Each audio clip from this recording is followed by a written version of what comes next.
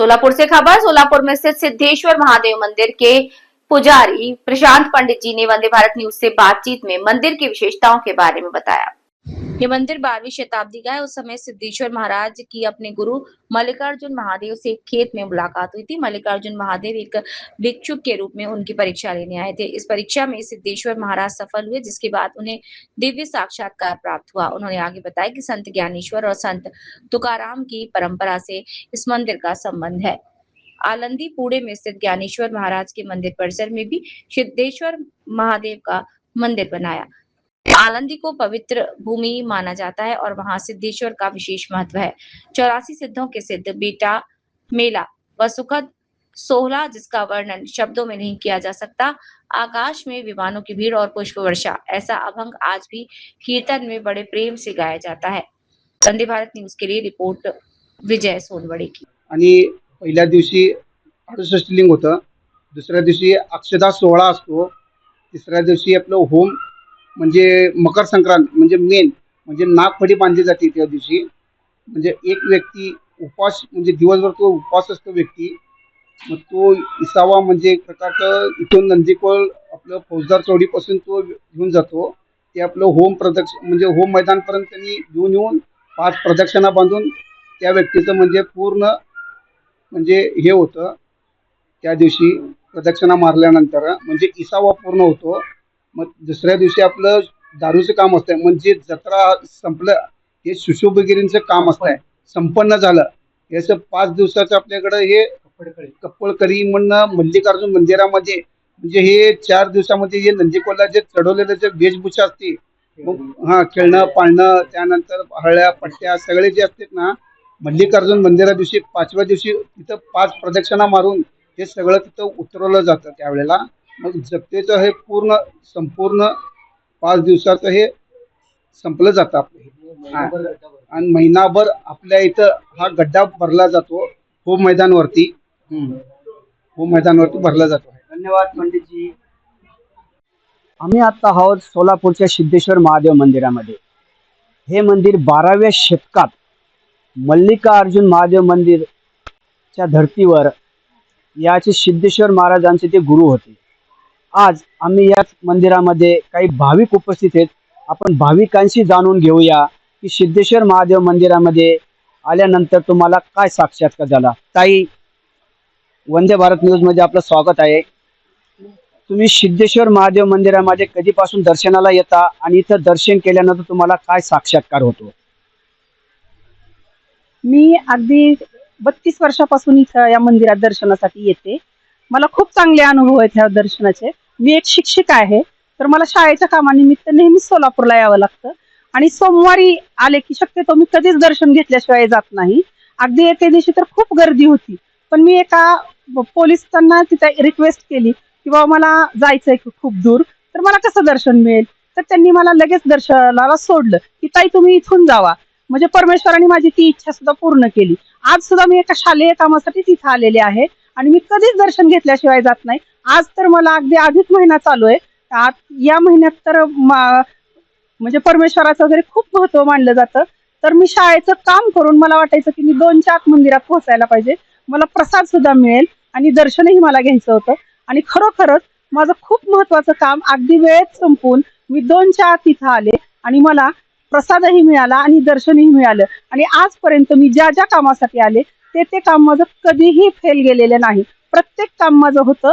त्यामुळं माझी या सिद्धेश्वरावर खूप खूप श्रद्धा आहे आणि ती अशीच वाढत राहील. तुम्ही सिद्धेश्वरच्या भक्तांना काय सांगणार? मी सिद्धेश्वराच्या भक्तांना हेच सांगेन की बाबा तुम्हाला कुठलीही अडचण येऊ द्या. ते आपल्याला जीवनात अशा अनेक अडचणी येतात, पण तुमची जर श्रद्धा असेल तर त्या अडचणीतून बाहेर पडण्याचा मार्ग नक्कीच तुम्हाला सिद्धेश्वर दाखवतील आणि त्यातून तुम्ही सही सलामत बाहेर पडाल. तर तुमची भक्ती मात्र खूप मनापासून असणं गरजेचं आहे आणि त्या भक्तीला तुम्हाला नक्कीच चांगला प्रतिसाद परमेश्वराकडून मिळणार आहे. पण भक्ती तुमची महत्वाची आहे आणि नेहमी फक्त एक प्रार्थना मी परमेश्वराच्या चरणी करते की माझी भक्ती नेहमी तुझ्यावर अशीच राहू दे आणि तुझे हात असेच माझ्या डोक्यावर आशीर्वाद रूपी राहू दे. हेच मी इतर सर्व भक्तांना सांगेन. ठीक आहे ताई, तुम्ही वंदे भारतला वेळ दिल्याबद्दल कैमरामैन अयोध्या पाटिल के साथ विजय सोनवणे। महाराज, सिद्धेश्वर महादेव मंदिराचे वैशिष्ट्य काय?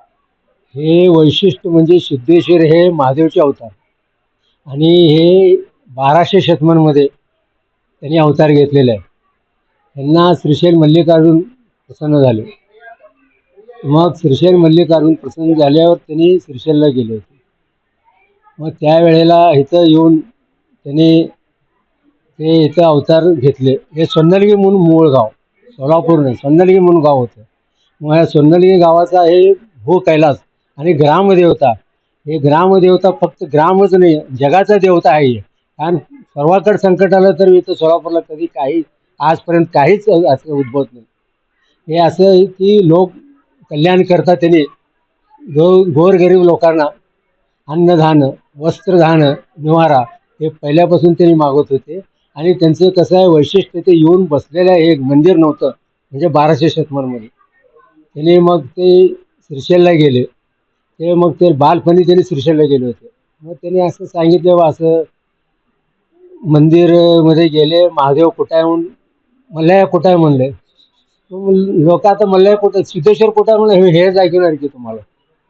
ते लोकांना म्हणते ते मला हे नाही आहे, मला साक्षात देव भेटलाय म्हणते. आम्ही एवढं वर्ष येतो, आम्हाला भेटला नाही, तुलाच कसं भेटला. मग ते लोक सर्व त्याला म्हणजे वेड्यासारखं म्हणाले, तसं नाही म्हणलं. मग त्यांनी इथं सिद्धेश्वरला प्रसन्न झाल्यावर त्यांनी इथं येऊन, इथं गुरुभेट म्हणून आहे, त्यांनी गुरु भेटल्यावर, काय नाव गुरु भेटांचं? गुरु मल्लिकार्जुन मल्लिकार्जुन स्वामी, मल्लिकार्जुन स्वामी. श्रीशैल मल्लिकार्जुन स्वामी. असं म्हणजे गुरु शिष्य भेट झाला ना, हे शिष्य आणि सती आणि पती, त्यांनी सती गेले, त्यांना सती गेले सिद्धारामचे. सर्व तुम्हीच आहे, आमचं सर्व सर्व काय देवता तुम्हीच आहे म्हणलं. मग त्यांनी इथं आल्यावर कधी लहानपणी आले होते मल्लिकार्जुन.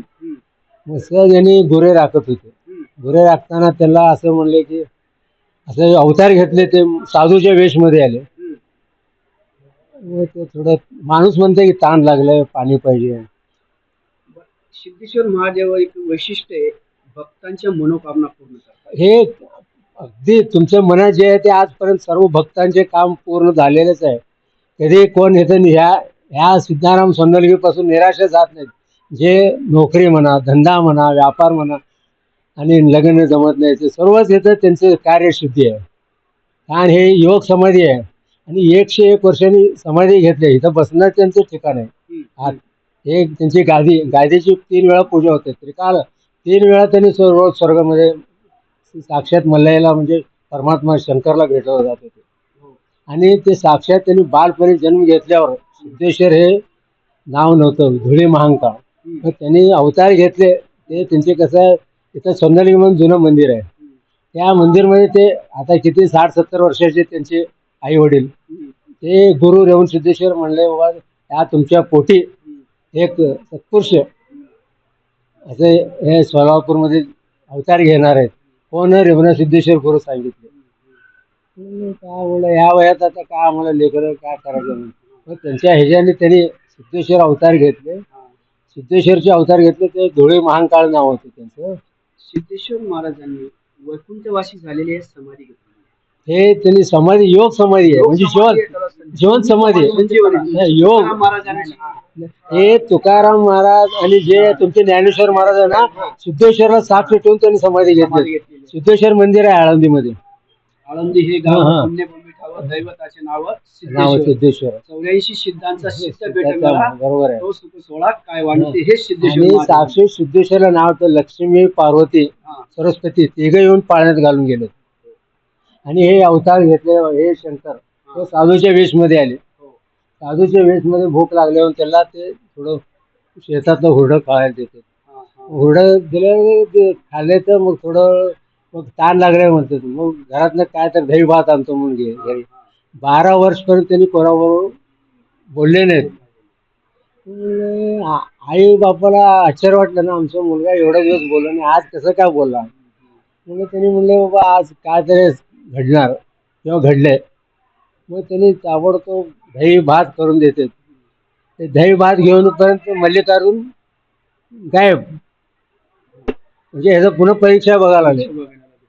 म्हणजे कुठे गेले नाही म्हणले अरे आम्हाला भेटलं नाही तुला कसं भेटतं मला इथं कशाला येत आहे म्हणले म्हणून ते गुरु भेटचं स्थान इथं कलेक्टर ऑफिस आहे ना तिथं गुरु भेट आहे अच्छा त्या ठिकाणी त्यांचं नवनी शेत नवनी होला म्हणून म्हणते त्या शेतामध्ये त्यांचं भेट झालं होतं ते शेतात त्यांनी गुरे राखवलं 12व्या शतकात 12व्या शतकात म्हणजे 12 शतकात 10 वर्ष 12 वर्ष जसे की 12 से 12 तरी अशा काहीतरी 1200 काय तर 84 हा. 60-80 ला घेतलं त्या 15-20 वर्षांनी ते अवतार घेतले अवतार घेतले होते बालपणीच त्याने मग मला कुठं आहे मला मला इथं नाही सिरशेला आहे सिरशेला मग ते म्हणलं सिरशेला कसं काय मला इथे भेटलं म्हणते तू पुन्हा वेड्याच आहे म्हणते सर्व लोक त्याला मग सर्व लोक वर्षाला कसं आहे इथनं पादयात्रा निघते तेव्हा फेब्रुवारीमध्ये महाशिवरात्र झालं ना 27 दिवस 24 दिवस इथनं चालत जात असते मग ते श्रीशैलला जात असताना त्यांनी इथनं 1 महिन्याने तिथे जाऊन पोचले मग भक्त लोकांना विचारलं त्यांनी